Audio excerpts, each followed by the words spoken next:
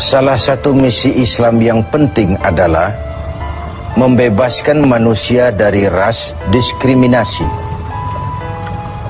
mengikat manusia dengan ikatan akidah bahwa dari manapun orang datang, apapun warna kulitnya, dan dari suku apapun ia dilahirkan, kalau akidahnya sama, itulah saudara kita. Kita bertujuh orang ini mungkin ada yang dari Betawi, dari Jawa Tengah, dari Jawa Timur. Tapi di sini kita merasa kita adalah satu. Apa yang mengikat kita? Akidah. Ternyata ikatan akidah itu jauh lebih kuat daripada ikatan darah sekalipun. Islam membebaskan manusia dari ras diskriminasi. Dan Rasul mengajarkan, innallaha la yanzuru ila suwarikum wala ila amwalikum walakin yanzuru ila qulubikum wa a'malikum. Allah itu tidak melihat potonganmu, Allah tidak melihat hartamu, yang Allah lihat adalah hatimu dan amal perbuatanmu. Kemudian satu-satunya yang menyebabkan manusia lebih tinggi dari yang lain adalah ketakwaannya kepada Allah. Sehingga dalam Al-Quran dijelaskan, inna akramakum indallahi atqakum, yang paling mulia di antara kamu dalam pandangan Allah adalah yang paling bertakwa kepadanya. Nah, kita tahu binatang saja harganya nggak sama kan. Sapi itu yang paling mahal, yang badannya paling gemuk, karena harga sapi pada dagingnya. Tapi ada perkutut lebih mahal dari sapi, padahal perkutut dagingnya sedikit benar. Kenapa bisa terjadi? Karena harga perkutut tidak pada dagingnya, tapi pada suaranya. Lalu di mana harga manusia? Yang paling gemuk boleh saingan sama sapi. Pada suaranya tentu tidak. Allah Maha benar, inna akramakum indallah atqakum. Yang paling mulia di antara kamu dalam pandangan Allah adalah yang paling bertakwa kepadanya. Nah, tujuan disyariatkannya pelaksanaan ibadah puasa, tujuan kita semua diperintahkan melaksanakan ibadah puasa, pada penghujung ayat 183 Al-Baqarah jelas, la'allakum tattaqun, agar dengan puasa yang kamu kerjakan itu kamu menjadi orang yang bertakwa kepada Allah Subhanahu wa ta'ala.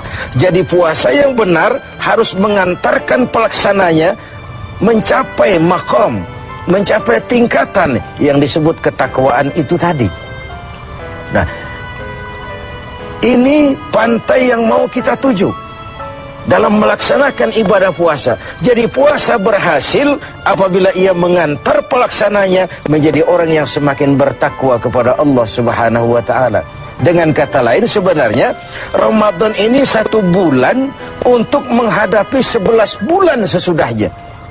1 bulan untuk menghadapi 11 bulan sesudahnya. Di sanalah cerminan ketakwaan itu nanti akan nampak. Sebelum kita lanjutkan berbicara tentang takwa ini, barangkali di antara adik-adik kita yang hadir ada yang akan mengajukan pertanyaan di seputar ketakwaan ini. Dipersilakan. Ada? Ya, silakan.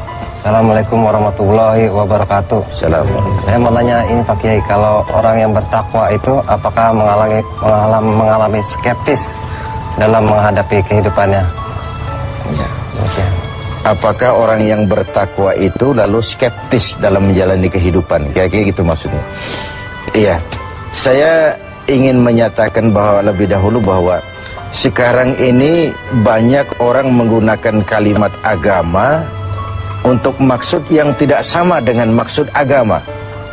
Lalu terjadi pergeseran nilai. Misalnya yang secara umum kita sudah salah kaprah.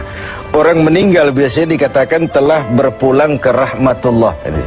Rahmatullah itu kan artinya rahmatnya Allah, kasih sayang Allah, dan itu artinya sorga. Nah, kira-kira kalau koruptor mati, apa ia pulang ke rahmatullah itu? Kita kan sudah menggunakan kamuflase, kalimat yang tidak sama dengan maksudnya itu. Demikian juga kalimat takwa ini.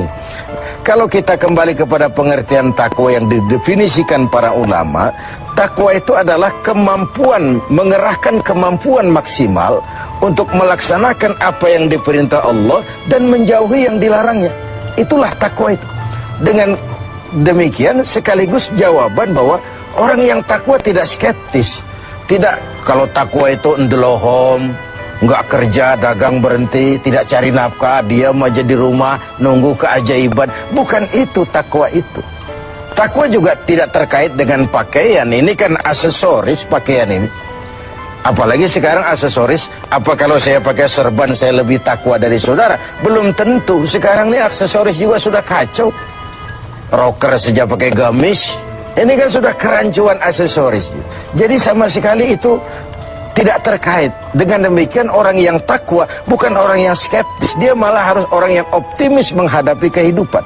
Karena sesungguhnya yang namanya takwa, kemampuan melaksanakan yang diperintah, kemampuan menjauhi yang dilarang olehnya. Nah, ini sebuah gambaran bahwa disitulah harga manusia itu. Pada kemampuannya menjadi pelaksana yang diperintah Allah dan meninggalkan apa yang dilarangnya. Sehingga kalimat ini kita dudukan, kan ini takwa ini pun sudah jadi lalap di mulut bangsa kita ini.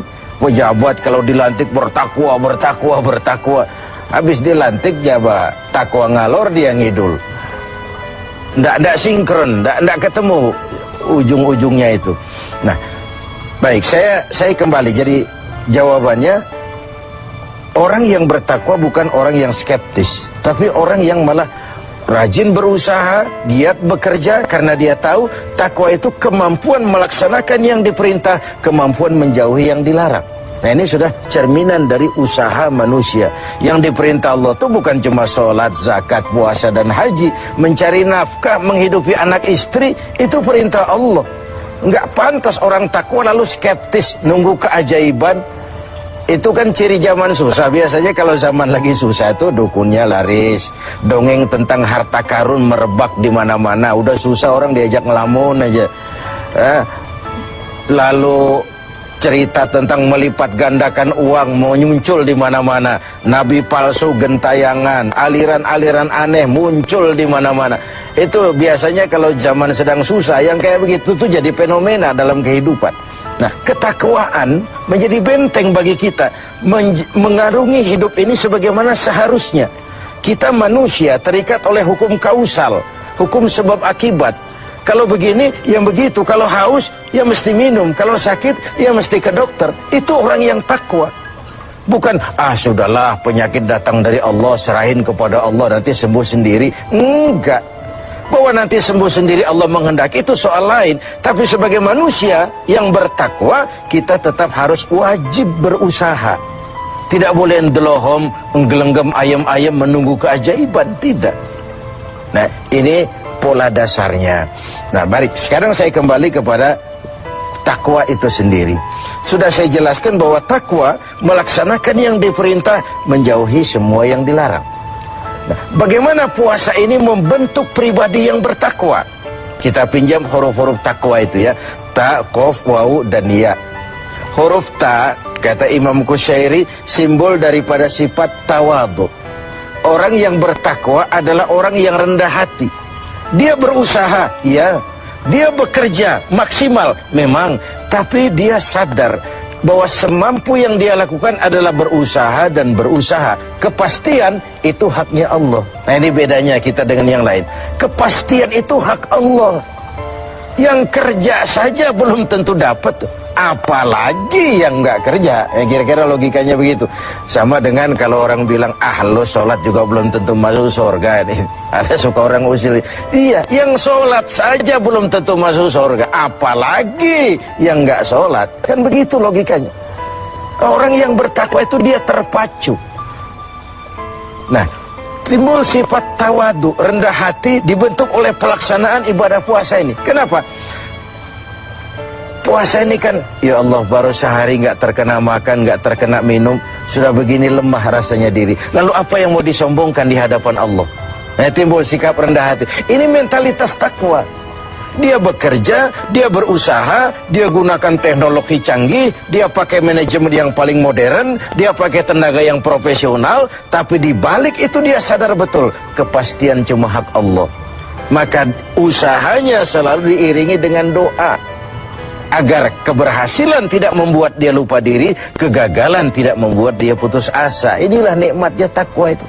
Keberhasilan tidak membuat lupa diri dan kegagalan tidak menjadikan dia putus asa. Selalu melihat hikmah di balik apapun yang dia hadapi itu. Rendah hati. Makanya di hadis qudsi dikatakan, aku cinta orang yang rendah hati, aku lebih cinta kepada orang kaya yang rendah hati. Aku benci orang miskin, tapi aku lebih benci orang miskin yang sombong. Aku benci orang sombong, aku lebih benci orang miskin yang sombong. Jadi kalau ada orang kaya rendah hati, wajar saja. Orang kaya nggak sombong kan pantas. Orang miskin nggak sombong, pantas saja. Emang nggak ada yang mau disombongin. Tapi kalau orang kaya segalanya punya, dia rendah hati, itu yang Allah lebih cinta. Nah, takwa menanamkan itu, sikap rendah hati.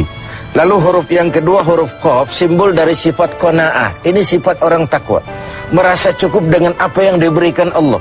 Tengoklah, puasa ini kan mendidik. Saat menjelang buka, kayaknya semua isi meja mau kita pindahin ke perut kita.